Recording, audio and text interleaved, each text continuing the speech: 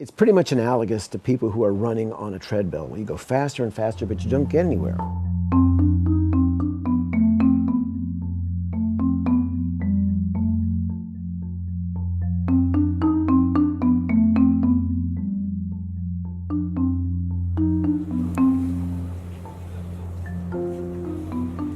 We shouldn't look at this as some kind of a failure. It's been incredible that a country that was so unappealing and was really underdeveloped has managed to have an economy with $36,000 per person and established a compelling and attractive place to live. But those times have changed, and we've reached a position where quantity of life is starting to impact on quality of life.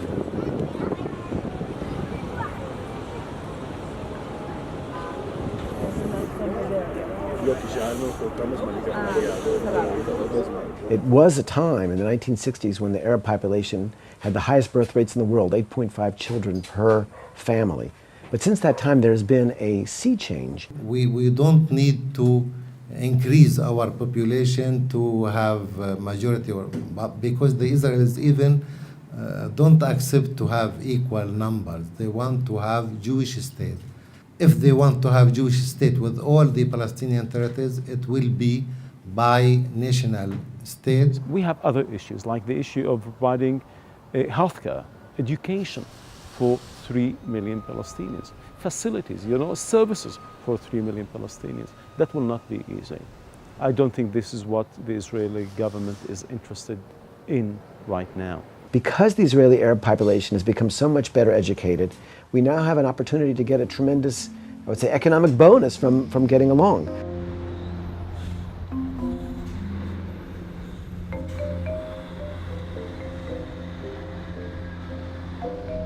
Anybody who deals with the challenge of stabilizing population knows that there's 3 ways to stabilize population, and that's empower women, and empower women, and all the rest is commentary.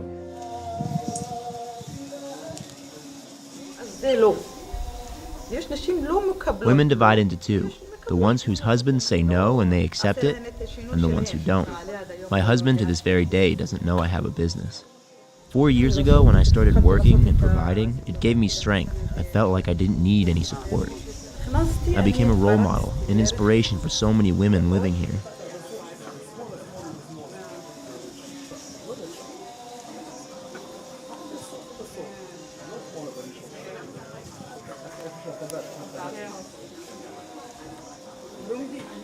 My daughter's dream is to become a doctor, and 3 months ago I signed her up for school. Her father doesn't know yet. That's why I made an effort to help my oldest break through, so it would be much easier for her younger siblings to walk the same path.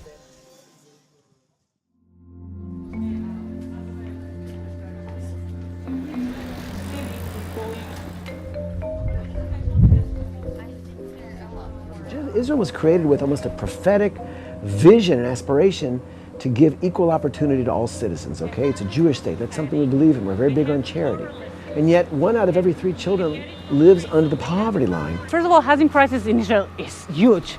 Like, the government really did not prepare itself for the growing society and that needs more apartments. So everybody's suffering. People who would like to live closer to their older communities settle on things that I wouldn't dare calling apartments. Sometimes it would be inside a parking lot, underground parking lot that people just put on walls and make an apartment out of it. So the air that they're breathing is so not healthy. When people are crowded in areas, just like any other species of mammals, we have fight or flight response. It's not natural to be in involuntary social interactions all the time. People need space. People that are living around me, I want them to know me, and I want to know them because I feel like this is the purpose of being in cities. In Israel, more than 90% people are living in cities. Our urban areas are like ecosystems, but something has gone wrong in the sense of designing them for the people who are living in them. The infrastructure of this neighborhood fits 5,000 people, and there's 5,000 people written here, but surveys and different resources are showing that there's over 35,000 people living here currently. So projects like this are kind of saying, yeah, there's a really big problem with infrastructure for the amount of people here, but we're taking the action ourselves and answering whatever we can in order to improve the lives of the people who are living here. We're losing open spaces at an astonishing rate. Every year, 10 square kilometers of land that used to be open spaces and habitat disappears. This unbelievable biodiversity that we inherited, if you read the Bible, 150 mammal species will essentially exist in zoos because so much population pressure will have truncated and really fragmented the habitats. So we're basically turning the lovely land of Israel, which inspired prophets and pilgrims from generation, into a concrete jungle. And so the fact that we're in this race to the bottom is tragic. Neither side will win. We're all going to be stuck in the same traffic jams. We're all going to be suffering from the results of a country that doesn't have the resources that it needs to provide quality of life for the people.